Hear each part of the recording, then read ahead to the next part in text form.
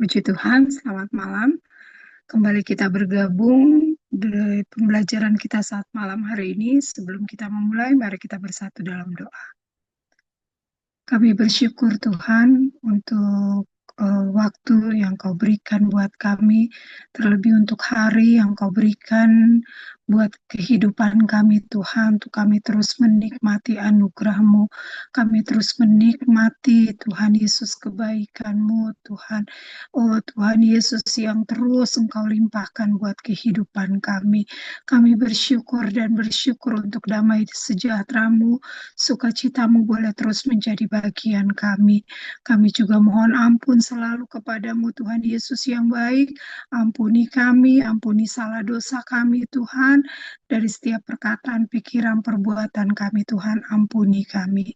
Saat malam hari ini Tuhan Yesus, kembali kami bersahati Tuhan, kami serahkan ibadah kami ke dalam tangan-Mu Tuhan. Kami tahu ini semua Tuhan Yesus daripadamu, baik kerinduan kami, semangat kami, waktu kami Tuhan, Kau berikan buat kami untuk kami kembali belajar sama-sama, mendengar kebenaran firman-Mu, membaca, terlebih merenungkan, dan Tuhan Yesus, firman-Mu itu boleh berbuah-buah dalam hidup kami.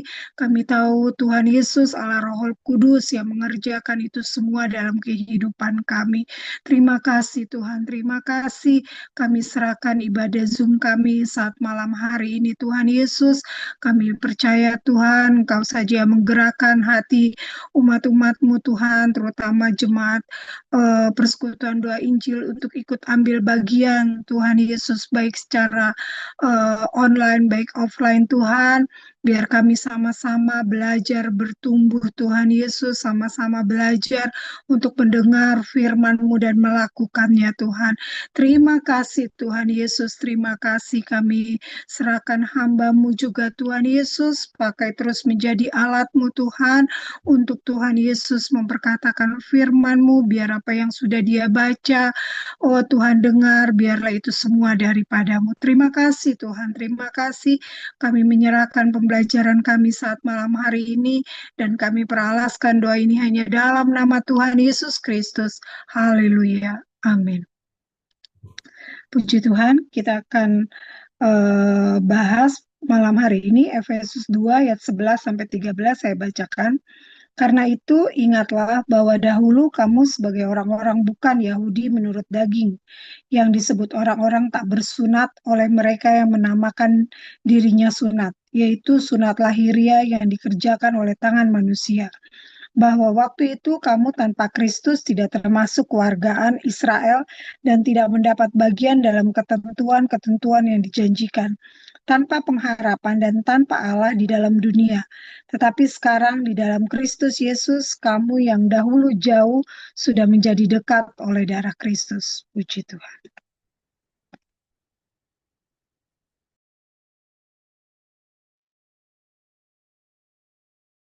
Puji Tuhan, kita kembali belajar kebenaran firman Tuhan.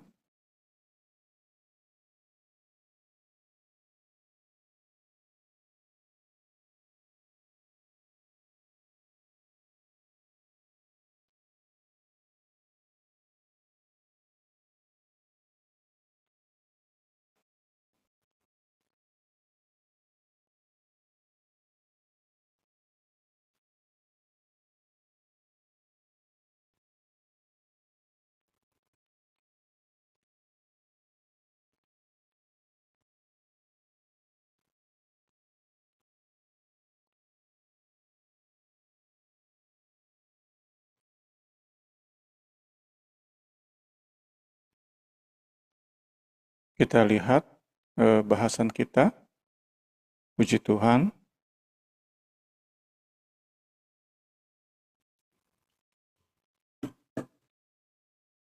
Kita masuk ke ayat 11 sampai 12.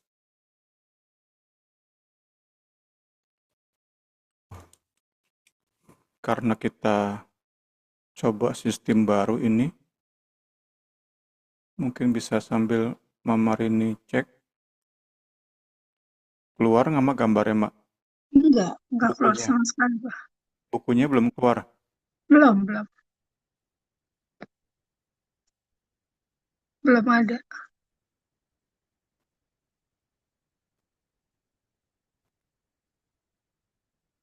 Baru nih.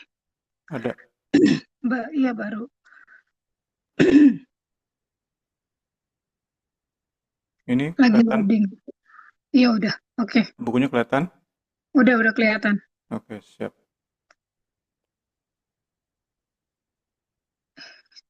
Kita lihat ayat-ayat kita di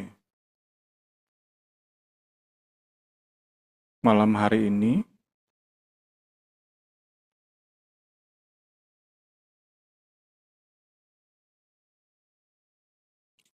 Ayat-ayat yang memberi kita gambaran yang paling indah, most wonderful, tentang pendamaian dan rekonsiliasi dari seluruh surat Paulus.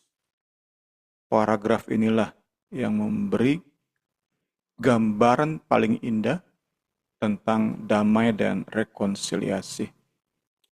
Baik pendamaian yang terjadi secara vertikal antara Allah Maha Kudus dengan manusia berdosa, dan juga pendamaian secara horizontal antara dua kelompok manusia, Yahudi non-Yahudi, dua kelompok manusia yang terpisahkan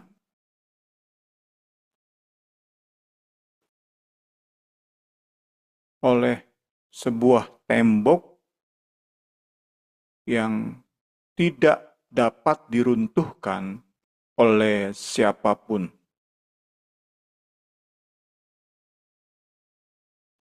Jadi kita kembali belajar tentang karya Allah yang luar biasa.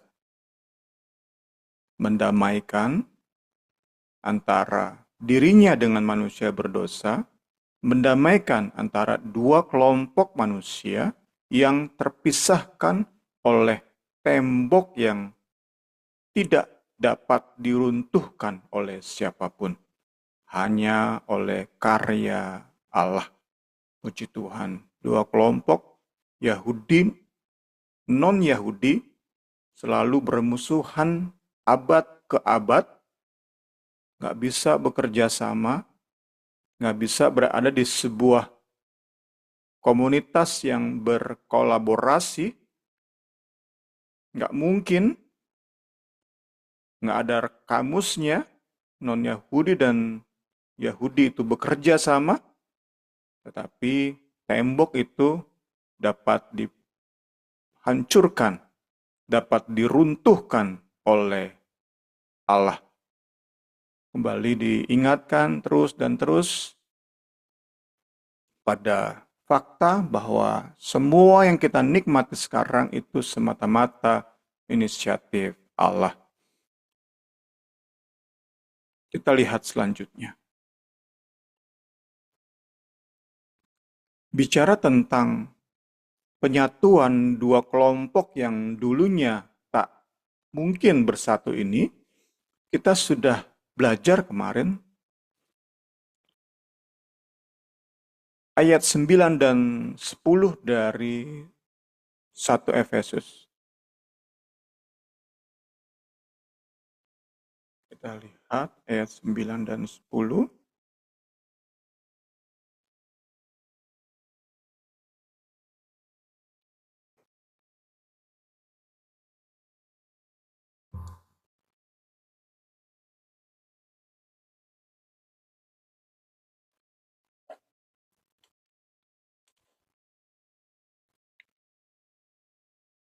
Saya perlu tes lagi nih.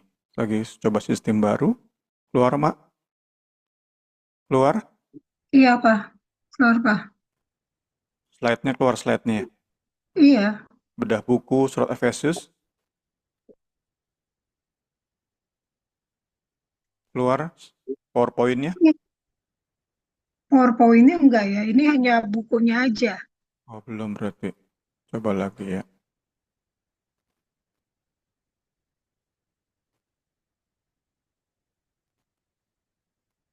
Udah, Keluar sekarang. ngomong. Oh iya, udah. Ya, puji Tuhan.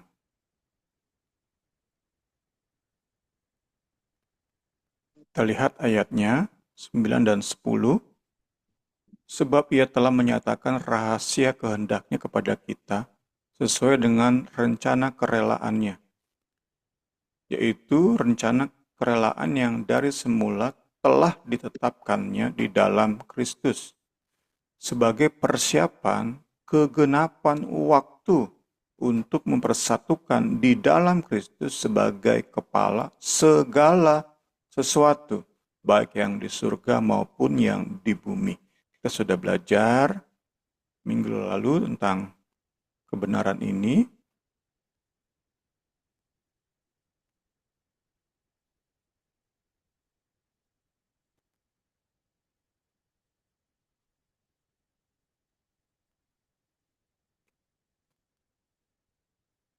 bahwa di akhirnya nanti yang menjadi tujuan keselamatan ilahi adalah membawa segala sesuatu itu berada dalam kesatuan di bawah Kristus, di dalam Kristus. Itu menunjuk tentu kepada akhir zaman. Nah, dua hal yang menjadi penghalang adalah pemberontakan kuasa-kuasa di luar Kristus. Itu yang pertama, dua penghalang yang harus disingkirkan untuk sampai kepada tujuan mempersatukan segala sesuatu di dalam Kristus. Pertama adalah kuasa-kuasa itu harus tunduk pada Kristus. Kedua adalah keterpisahan Yahudi non-Yahudi itu harus dibereskan. Itu menunjuk kepada gereja. Bagaimana non-Yahudi dan Yahudi dijadikan satu, itulah yang Paulus bahas secara khusus di ayat-ayat yang menjadi awal kita di malam hari ini. Ayat 11 sampai 22.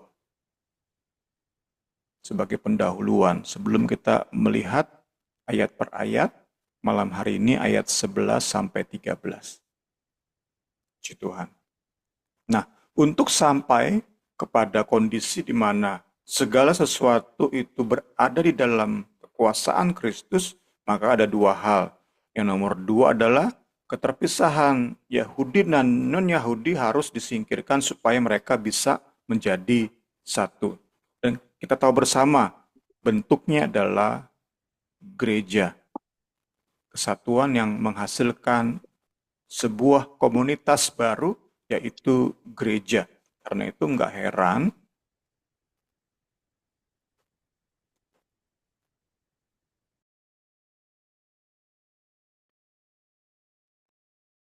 jika kemudian surat ini atau bagian ini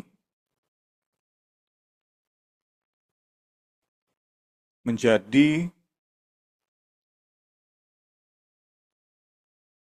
teks yang paling baik dalam menjelaskan apa itu gereja. Dalam memberi gambaran tentang gereja. Ayat 11-12 dari Efesus 2 ini merupakan teks yang paling baik dalam menjelaskan apa itu gereja. Puji Tuhan. Next, masih di pendahuluan. Konteks Efesus itu memberitahu kita lihat Efesus secara keseluruhan, memberitahu kita bahwa ayat 11 sampai 22 itu memiliki pola yang sama dengan ayat 1 sampai 10. Sekali lagi ayat 11-12 itu paralel dengan ayat 1 sampai 10. Kita sudah bahas di dalam 3 minggu kemarin ayat 1 sampai 10. Di ayat 1 sampai 10, Paulus mengkontraskan kehidupan lama jemaat Efesus dengan kehidupan baru mereka di dalam Kristus. Nah, di ayat 11 sampai 22, Paulus pun bicara tentang kehidupan lama, kemudian diselamatkan, dijadikan ciptaan baru, dan disimpulkan. Itu yang kita lihat di ayat 1 sampai 10. Kurang lebih polanya sama kita dapati di ayat 11 sampai 22. Ayat 11 sampai 13 itu memberi gambaran tentang hidup lama jemaat Efesus yang mewakili seluruh kekristenan non-Yahudi. Bangsa-bangsa non-Yahudi dalam kehidupan lama mereka itu dikontraskan dengan keistimewaan umat pilihan Allah, yaitu bangsa Yahudi. Itu cara Paulus untuk lagi dan lagi membangkitkan syukur di hati jemaat Efesus. Sekali lagi tujuannya satu sesungguhnya, bangkitkan pujian. Dengan cara seperti doa Paulus, dikasih materi, Paulus berdoa agar mereka mengerti. Dikasih bahan nih, caranya atau bahannya adalah kontraskan hidup lama jemaat Efesus dengan hidup baru di dalam Kristus, itu ayat 1 sampai 10. Cara kedua di ayat 11 ini dikontraskan hidup lama jemaat Efesus dengan keistimewaan bangsa Israel. Itu kiranya dapat kita mengerti karena itu akan memberi bantuan yang sangat baik untuk kita mengerti Efesus 2 ini secara keseluruhan. Karena sekali lagi tadi, 1-10 itu satu bagian. Nah, bergandengan atau paralel dengan 1-10 adalah 11-22. Polanya, strukturnya mirip. Tentang dramatic change, tentang perubahan kontras dari hidup lama kepada hidup baru di dalam Kristus. Tentu lagi dan lagi, saat Paulus mengajak jemaat Efesus lihat kembali, mengingat hidup yang lama, itu bukan dengan maksud untuk membawa jemaat Efesus membanggakan hidup yang lama. Bukan itu tentu maksudnya, tapi untuk membanggakan, mengapresiasi lebih lagi karya keselamatan Kristus. Puji Tuhan.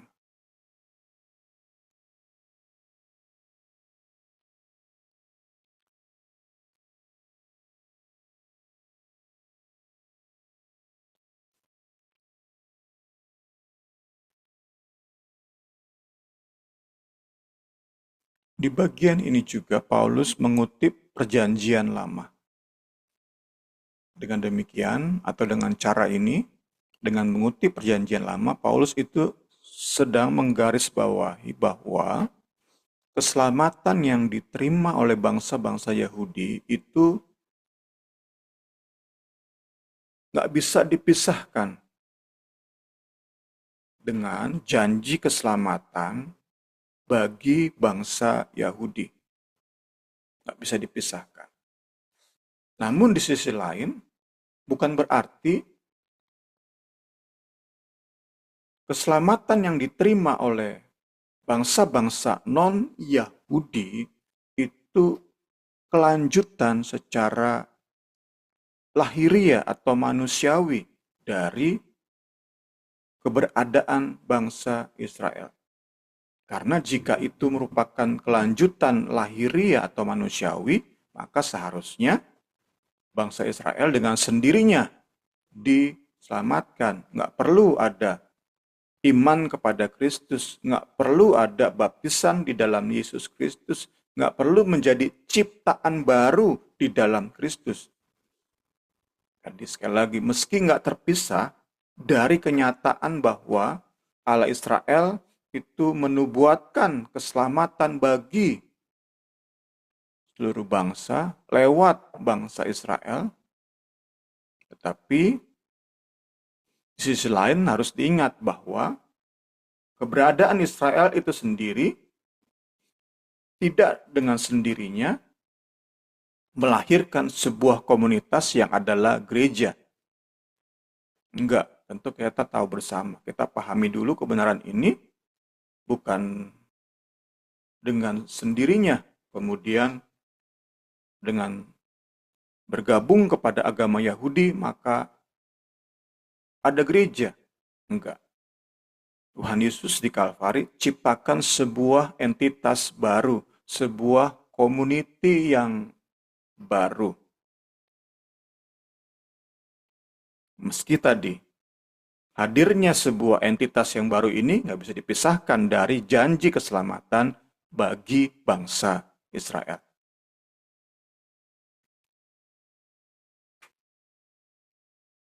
Puji Tuhan. Kita belajar dan belajar. Efesus 11, 2 ayat 11 sampai 22 itu terbagi menjadi 3 bagian. Pertama ayat 11 sampai 13 itu memberi gambaran tentang hidup lamanya jemaat Efesus saat dibandingkan dengan keistimewaan bangsa Israel. Bagian kedua 14 sampai 18 itu menjelaskan bagaimana pendamaian atau rekonsiliasi itu terjadi. Tadi ya sudah lihat rekonsiliasi antara dua pihak, dua kelompok yang dipisahkan oleh tembok yang nggak pernah bisa diruntuhkan oleh siapapun. Jadi benar-benar kerja Allah, karya Allah, inisiatif Allah. Di situ kita lihat. Nomor 3 ayat 19 sampai 22 menggunakan kata dahulu sekarang, membandingkan keadaan dahulu sekarang. Di sini kembali serupa dengan kesimpulan di ayat 8 sampai 10. Kemarin kita lihat di ayat 19 sampai 22 Paulus menjelaskan, menyimpulkan keadaan jemaat Efesus sekarang di dalam Kristus. Puji Tuhan. Kita masuk ke ayat 11. Paulus mengajak jemaat Efesus itu kembali mengingat, kita lihat ayatnya, karena itu ingatlah, mengingat keberadaan mereka dahulu. Tentu sekali lagi, bukan untuk membanggakan masa lalu. Tetapi tujuannya dengan mengingat masa lalu, Paulus ingin bantu jemaat lebih lagi menghargai, mengapresiasi karya Kristus di Kalvari. Inilah sebenarnya tugas kita, para pemimpin rohani, pemimpin di dalam rumah tangga. Tugas kita adalah bantu orang-orang yang kita layani untuk lebih lagi menghargai karya Kristus. Tentu diawali dengan penginjilan. Anak-anak kita perlu diberi Injil supaya mereka terima Yesus sebagai Tuhan dan Juru Selamat, percaya pada Yesus bahwa Ia mati untuk menyelamatkan dosa, Ia bangkit dan naik ke surga untuk menyediakan tempat bagi kita diinjili. Baru setelah itu menjadi pola hidup kita ngajak orang-orang yang lahir baru untuk lebih dan lebih lagi dari hari ke hari semakin mengapresiasi karya keselamatan Kristus. Itulah yang Paulus lakukan dan itulah kiranya menjadi pola pelayanan kita sama-sama. Puji Tuhan. Dan sekali lagi, cara Paulus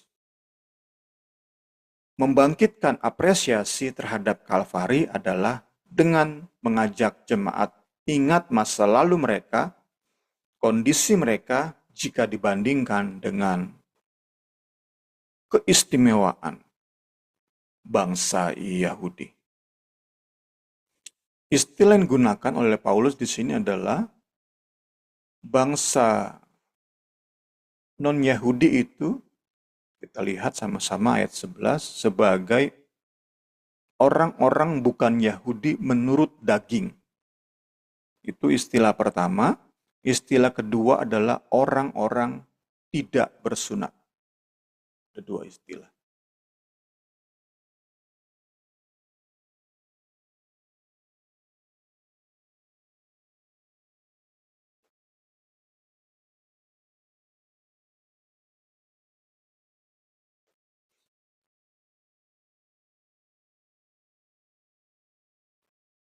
Kita lihat tentang sunat. Bagi orang-orang Yahudi, sunat adalah tanda fisik dari perjanjian antara mereka dengan Allah. Perjanjian itu menunjuk kepada hubungan yang unik dan eksklusif antara bangsa ini dengan Allah Israel. Sunat itu jadi tanda fisik dari hubungan yang unik dan spesial, hubungan yang eksklusif antara Allah dengan bangsa Israel. Itu ditandai dengan sunat. Karena itu, konsekuensinya tidak bersunat adalah tanda dari keterpisahan dari Allah, terhadap Allah. Keterasingan terhadap Allah. Itulah yang membuat agama Yahudi menjadikan sunat sebagai tanda atau syarat bergabung seseorang ke agama mereka, serupa dengan baptisan air dalam kekristenan. Tanda fisik menganut agama Kristen adalah baptisan air. Demikianlah sunat, tanda fisik masuk ke agama Yudaisme. Kita lihat Paulus. Paulus sebelum kenal Kristus adalah seorang yang giat membawa orang-orang Yahudi, non-Yahudi kepada agama Yahudi.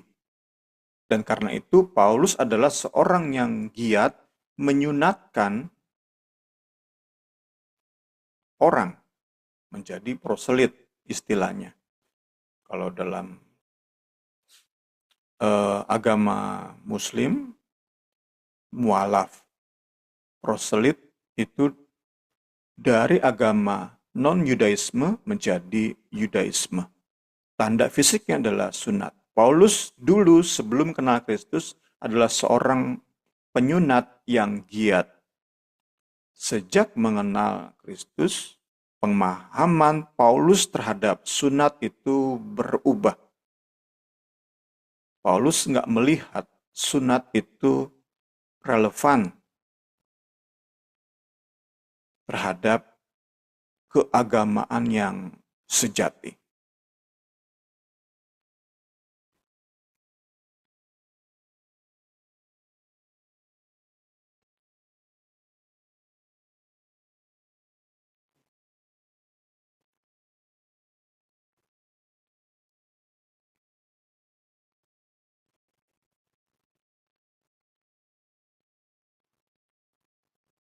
Sebab bagi orang-orang yang ada di dalam Kristus Yesus, hal bersunat atau tidak bersunat tidak mempunyai sesuatu arti. Hanya iman yang bekerja oleh kasih. Puji Tuhan.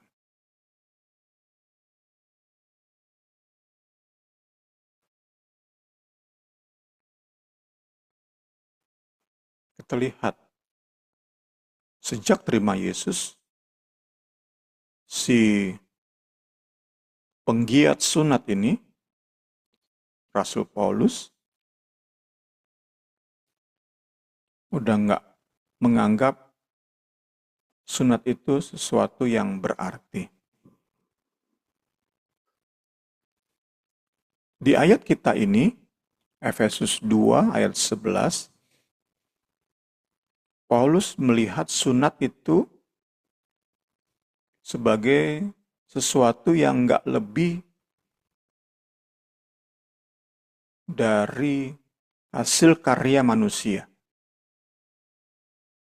Tak lebih dari sesuatu yang dikerjakan oleh tangan manusia untuk ia kontraskan dengan sesuatu hasil karya Allah.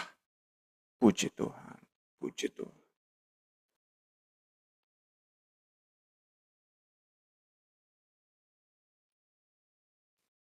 Jadi kita dapat lihat bagaimana dalam surat-suratnya Paulus itu menunjuk sunat untuk mewakili hal-hal yang bersifat eksternal dan material, yang kontras dengan hal-hal yang bersifat internal, spiritual.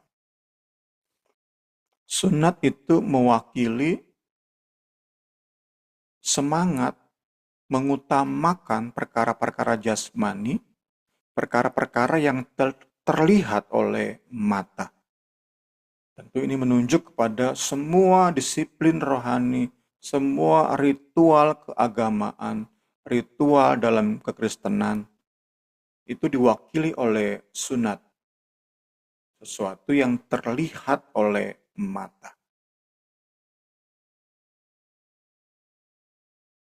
Yang seharusnya berada di bawah nilai yang sesungguhnya dari perkara-perkara rohani yang nggak terlihat oleh mata. Penekanan terhadap hal-hal yang jasmani,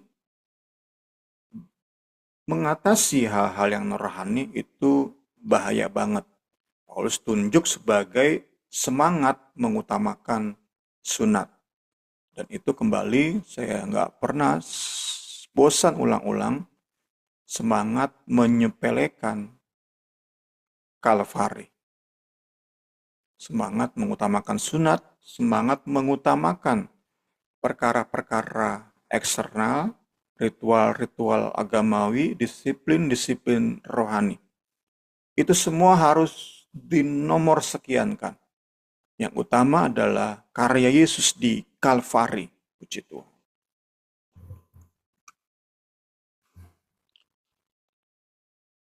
Kita lihat selanjutnya.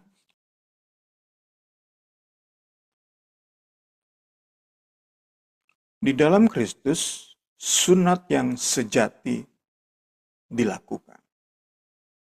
Bukan sunat lahiriah tadi, yang Paulus tunjuk di ayat ini. Yang nggak lebih dari perbuatan tangan manusia.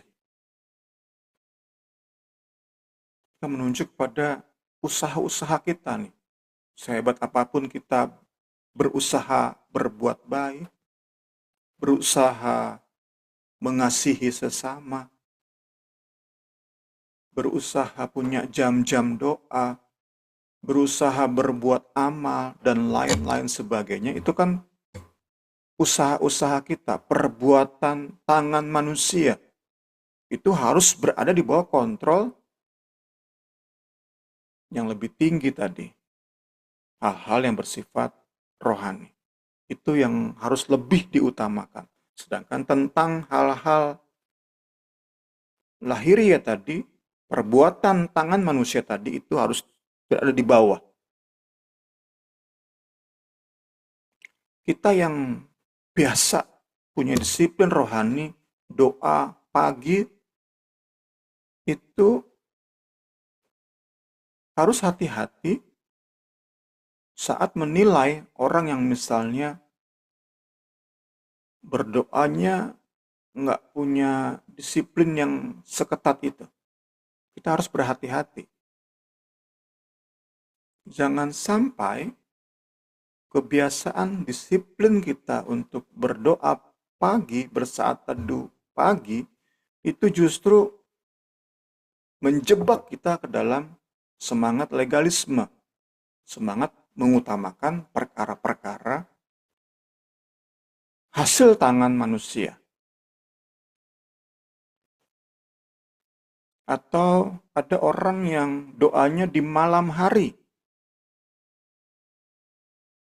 Itu kan sudah beda tuh, di pagi hari, di malam hari. Atau kurang rutin berdoa.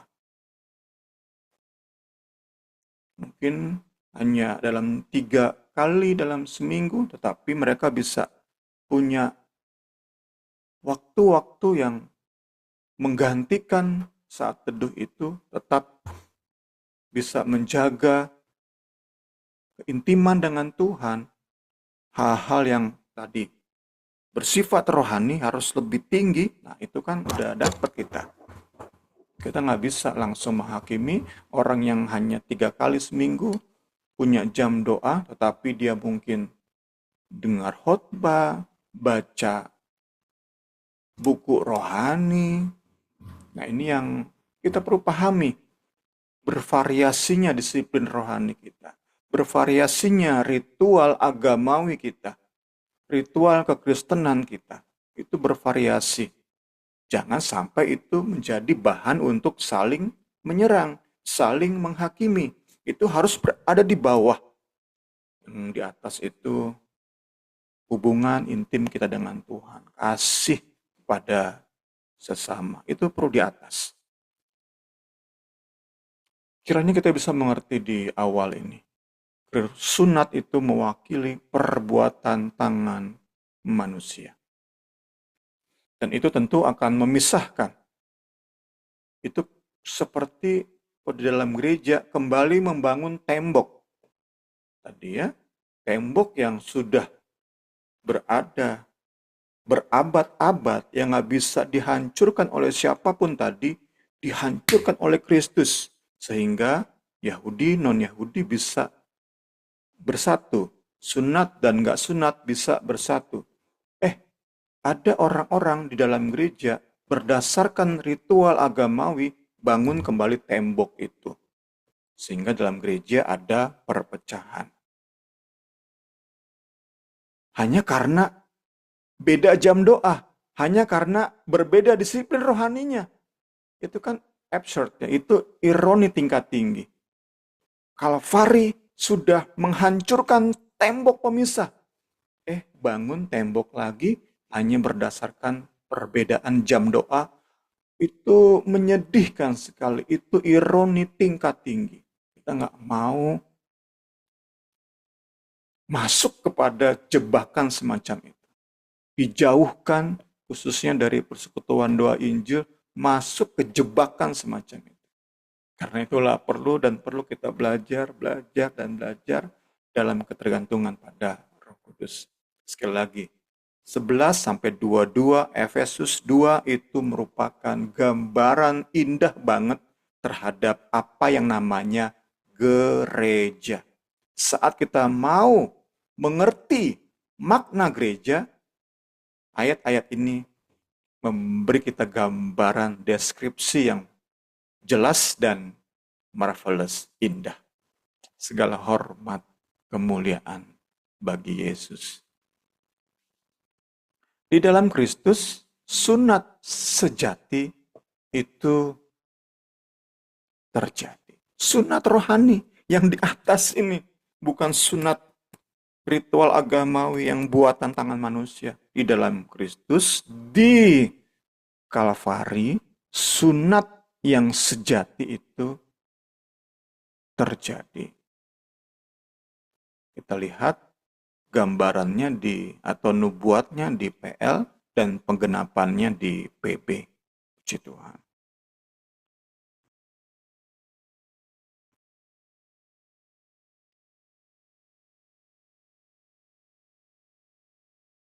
Dan Tuhan Allahmu akan menyunat hatimu dan hati keturunanmu, sehingga engkau mengasihi Tuhan Allahmu dengan segenap hatimu, segenap jiwamu. Ini kan gambaran jelas nih tentang apa yang rohani, sunat sejati, sunat rohani, sunat hati itu harus berada di atas. Sehingga kita benar-benar punya hubungan yang indah, yang intim dengan Allah. Nah, baru cara kita ekspresikan hubungan tersebut berbeda-beda. Ada yang benar-benar disiplin. Apalagi orang-orang, kita dengar istilah sekarang, murtadin. Orang-orang yang dari Muslim jadi Kristen. Muslimnya Muslim yang taat, berdoa 5 waktu. Maka mereka saat mengalami sunat rohani, benar-benar dengan hati, jiwa, mengasihi Allah, maka disiplin banget mereka dalam menjalin hubungan dengan Allah. Bisa 5 kali benar-benar mereka berdoa. Disiplin banget. Nah, berbeda kita dengan yang dilahirkan Kristen. Cara kita mengekspresikan kasih kita kepada Allah, terima kasih kita kepada Allah, itu berbeda dengan mereka. Para murtadin tadi yang dulunya benar-benar Muslim yang benar-benar taat. Kita akan dipastikan, saya percaya, berbeda nih. Kita waktunya mungkin enggak.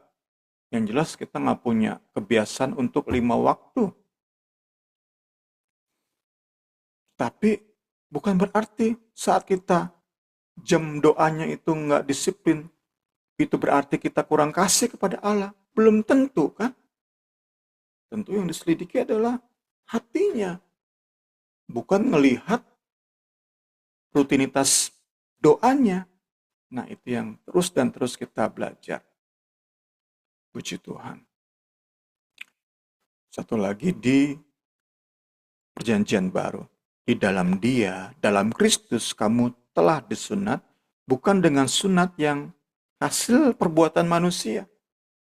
Jadi, kita jadi Kristen, itu bukan untuk punya disiplin rohani, bukan. Kita jadi Kristen untuk punya hubungan indah dengan Kristus, dengan Allah di dalam Kristus. Itu tujuan kita diselamatkan.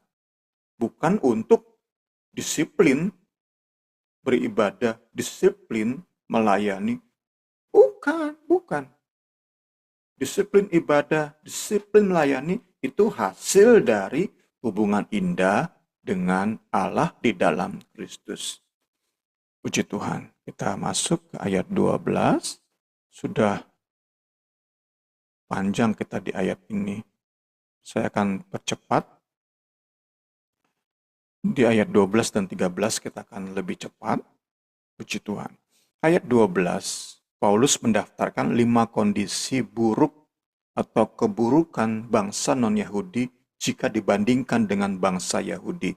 Pertama, sambil kita lihat ayat 12, pertama, bangsa-bangsa non-Yahudi itu tanpa Kristus.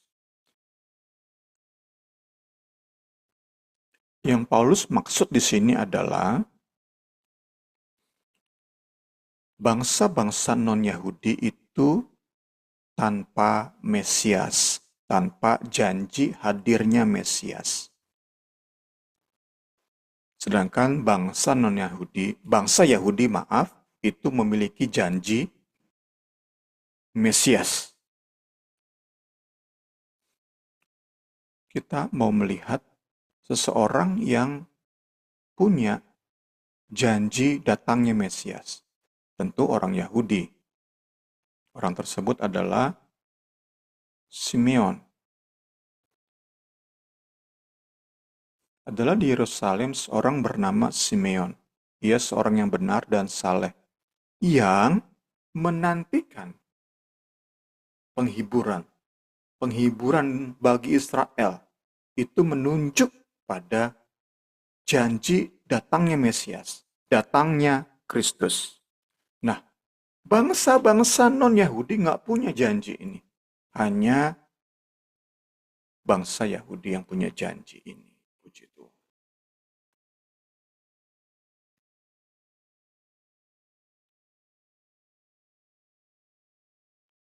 Sebab mereka adalah orang Israel. Mereka diangkat jadi anak. Mereka terima kemuliaan. Mereka terima janji-janji. Mereka terima hukum Taurat. Mereka terima ibadah kepada Allah sejati. Terima janji-janji. Ini gambaran dari hidup dengan Kristus yang dimiliki oleh Israel. Dengan janji Mesias, janji mesianik. Orang-orang non-Yahudi nggak terima ini. Nggak punya ini.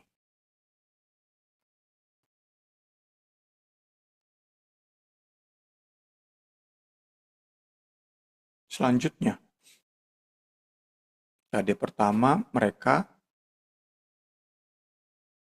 tanpa Mesias, itu lebih tepat terjemahannya ya. Kok tanpa Kristus kita jadi rancu. Tapi tanpa Mesias, tanpa janji mesianik, itu lebih membuat kita mengerti. Mereka nggak punya harapan untuk hadirnya juru selamat.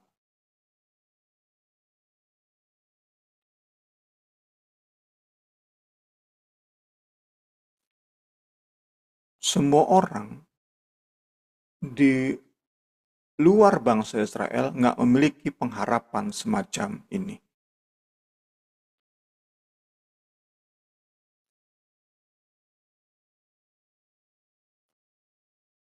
Nah, kita lihat yang kedua. Kita cepat sedikit. Kedua adalah bahwa bangsa-bangsa non-Yahudi tidak termasuk kewargaan Israel. Menunjuk pada kondisi terpisah dari arah Allah Israel. Jadi kan kita tahu bersama, ini umat pilihan yang dipilih oleh Allah. Allah yang menyatakan perjanjiannya, dimulai dengan Abraham. Allah memilih bangsa ini untuk menyatakan kehendaknya, menyatakan perkenanannya, menyatakan mujizatnya. Nah, di luar kewarganegaraan Israel ya tentu tanpa mujizat Allah, tanpa perkenanan Allah, terpisah dari Allah Israel. Itulah yang dimaksud dengan tak termasuk kewargaan Israel. Nomor 2 itu, kondisi buruk atau keburukan bangsa-bangsa non-Yahudi dibandingkan dengan keistimewaan Yahudi. Ketiga, mereka adalah orang-orang asing, ya, saling berkaitannya. Nomor 1, nomor 2, nomor 3, nomor 4, nomor 5 nanti saling berkaitan. Ada 5 keburukan bangsa-bangsa non-Yahudi jika dibandingkan dengan bangsa Yahudi. Ketiga adalah mereka orang-orang asing. Seperti halnya kita ini orang Indonesia ingin menikmati keistimewaan warga negara Amerika contohnya.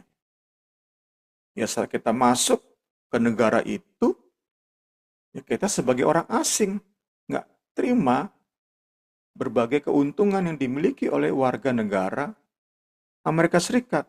Demikianlah orang-orang non-Yahudi nggak bisa terima, nggak bisa nikmati, nggak bisa alami keuntungan atau keistimewaan bangsa pilihan Allah ini. Karena mereka orang-orang asing. Keempat, karena itulah mereka tanpa harapan, without hope. Hanya di dalam Kristus mereka memperoleh harapan. Puji Tuhan. Kita lihat ayatnya Kolose 1 ayat 27. Kolose 1 ayat 27. Mereka, kepada mereka Allah mau memberitahukan betapa kaya dan mulianya rahasia itu di antara bangsa-bangsa lain, yaitu Kristus ada di tengah-tengah kamu. Kristus yang adalah pengharapan akan kemuliaan. Itulah pengharapan. Sebelumnya, sebagai orang-orang non-Yahudi, mereka tanpa pengharapan. Di dalam Kristus, meski mereka nggak perlu disunat, meski mereka nggak perlu menganut agama Yudaisme, meski mereka nggak perlu sekarang bergabung menjadi warga negara Israel, tapi mereka sekarang, kita semua punya pengharapan. Puji Tuhan.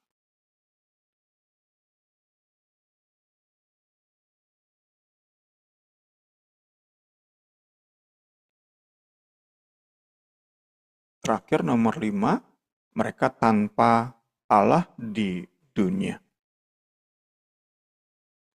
Kondisi buruk bangsa non-Yahudi saat dibandingkan dengan bangsa Yahudi adalah bahwa mereka tanpa Allah di dunia. Orang-orang non-Yahudi ini memang punya sesembahan. Mereka menyembah sesuatu. Namun mereka tanpa Allah sejati. Itu yang sedang Paulus tunjuk atau jelaskan di poin ini. Di ayat 12 ini. Tanpa Allah di dalam dunia. Punya sesembahan. Menyembah berhala. Menyembah patung. Menyembah dewa, menyembah dewi. Tapi mereka, Paulus katakan, tanpa Allah. Tentu maksudnya adalah tanpa Allah sejati. Kita lihat 1 Korintus 8 ayat 5 sampai 6. Sebab sungguh pun ada apa yang disebut Allah, baik di surga maupun di bumi. Memang benar banyak Allah, banyak Tuhan yang demikian. Tadi ya, Allah-Allah yang disembah oleh bangsa-bangsa non-Yahudi. Memang banyak Allah, Tuhan yang demikian banyak. Tetapi sesungguhnya hanya ada satu Allah sejati. Hanya ada satu Allah saja.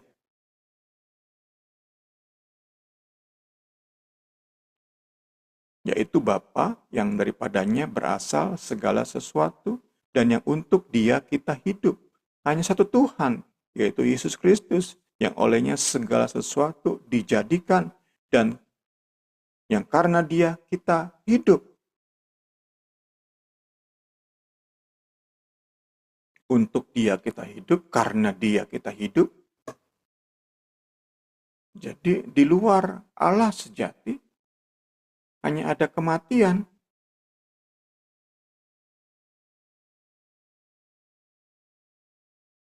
Untuk berhala kita mati. Karena berhala kita mati. Itulah kondisi tanpa Allah di dalam dunia. Puji Tuhan, kita banyak belajar malam hari ini. Saya pribadi bersyukur buat bagian-bagian ini. Terakhir malam hari ini ayat 13, berarti kita overtime ya. Maafkan. Di dalam Kristus sebuah kondisi yang kontras bangsa non-Yahudi dapat alami. Puji Tuhan, kondisi yang kontras. Itu yang ayat 13 katakan. Puji Tuhan. Kondisi buruk yang ada 5 poin tadi itu dirangkum oleh Paulus dengan istilah jauh. Dahulu jauh, sekarang kontrasnya adalah dekat. Oleh karena Kalvari. Puji Tuhan. Tentu sekali lagi perubahan ini terjadi atas inisiatif Allah. Terjadi dari pihak Allah. Ayat 13 itu paralel dengan ayat 4. Tadi kita sudah awali 1:10 paralel dengan 11:22. Kita lihat ayat 4.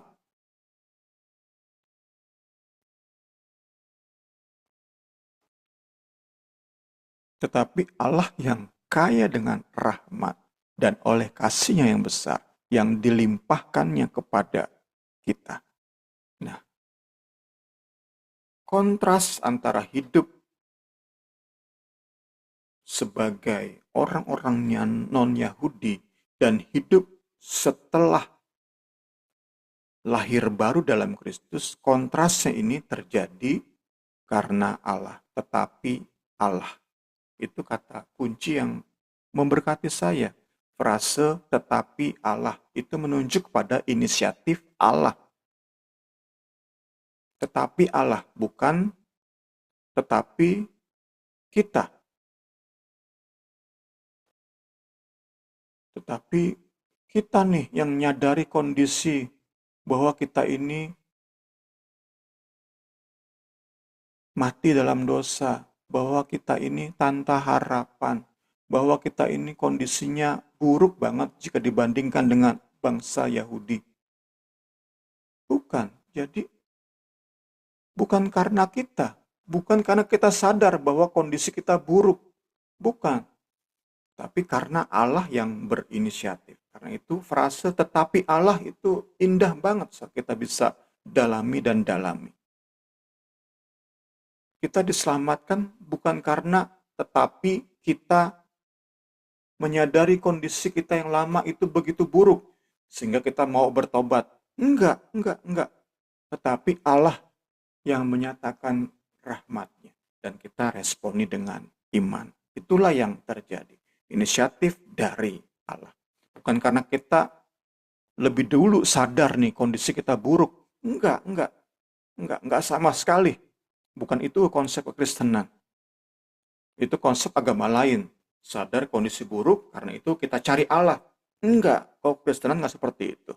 Kekristenan adalah Allah berinisiatif. Oh, puji Tuhan, segala hormat kemuliaan bagi Tuhan. Gambaran jauh dan dekat itu Paulus kutip dari PL. Yesaya 57. Aku akan menciptakan puji-pujian, damai sejahtera bagi mereka yang jauh, bagi mereka yang dekat. Puji Tuhan. Ini tentu ayat ini sebelum Kristus hadir, sebelum karya Kalvari dimengerti sebagai yang jauh itu bangsa-bangsa non-Yahudi menjadi dekat saat mereka disunat menjadi penganut agama Yudaisme. Oleh karya Kristus, ayat ini memiliki arti yang baru, yaitu sunat rohani. Kita sudah belajar tadi. Punya hati yang begitu mengasihi Allah. Itu kan sunat rohani. Puji Tuhan, puji Tuhan. Dan oleh karya Kristus, kita nggak perlu mengikuti aturan-aturan Taurat, puji Tuhan. Nah, kita nggak perlu lagi memenuhi hukum Taurat untuk menikmati kedekatan dengan Allah, puji Tuhan. Puji Tuhan. Kiranya pembelajaran kita malam hari ini memberkati kita semua. Saya kembalikan kepada Ibu Rini, puji Tuhan. Puji Tuhan. Mungkin dari Kak Suci atau Agnes ingin menanyakan atau menambahkan, boleh?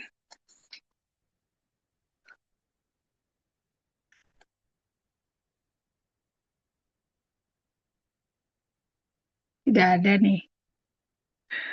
Oke, kalau kayak gitu kita akan tutup pembelajaran kita saat malam hari ini. Terima kasih ya Agnes, terima kasih Kak Suci sudah bergabung biar kita semua boleh diberkati oleh pembelajaran kita malam ini. Makin hari kita makin cinta Tuhan. Nanti saya minta Kak Suci yang tutup dalam doa ya. Oke, mari. Suara saya kedengeran? Kedengeran Kak. Oke, mari kita berdoa. Terima kasih Tuhan Yesus buat pelajaran yang sungguh indah pada saat malam hari ini. Kasih. Kami meresponi firman-Mu ya Tuhan yang mengingatkan Ya. kami kembali betapa Engkau sangat mengasihi kami Tuhan. Haleluya. Engkau sudah memilih kami Yesus sehingga kami Tuhan Yesus memiliki iman yang sungguh kepadamu dan kiranya oleh kuasa Roh Kudus-Mu firman ini Tuhan Yesus tetap mengalir dalam tubuh, jiwa, dan roh kami sehingga kami dapat mengaplikasikannya dalam kehidupan kami sehari-hari. Dengan ucapan syukur kami Tuhan, kami akan berjuang Tuhan untuk menjadi berkat dimanapun kami berada, khususnya di tengah-tengah keluarga kami Tuhan. Mampukan kami Tuhan untuk memberitakan Injil-Mu kepada keluarga terdekat kami, sehingga semuanya dapat mengenal Engkau dan menerima Engkau sebagai Tuhan dan Juru Selamat. Hidup Terima kami ini memiliki kasih. pengharapan yang indah karena kami sudah Engkau pilih Haleluya. menjadi anak-Mu ya Tuhan. Terima Terima kasih Tuhan, kasih terima Tuhan. kasih Terima Yesus. kasih. Kau memberkati tetap Bung Semi dengan urapan-Mu, berikan hikmat-hikmat marifat dari surga sehingga boleh membukakan rahasia firman Tuhan. Kiranya Ya, Engkau pakai hidupnya menjadi berkat bagi kami, bagi siapapun yang haleluya. mendengar uh, pembelajaran firman pada saat malam hari ini. Terima Makasih. kasih, berikan Terima, kesehatan Tuhan buat Bung Semi dan juga Mama Rini Tuhan dalam terima melayani Engkau kasih. dalam kehidupan mereka. Kami tutup Bible study kami pada saat malam hari ini Tuhan. Dalam namamu kami sudah berdoa mengucap syukur. Haleluya. Amin. Amin.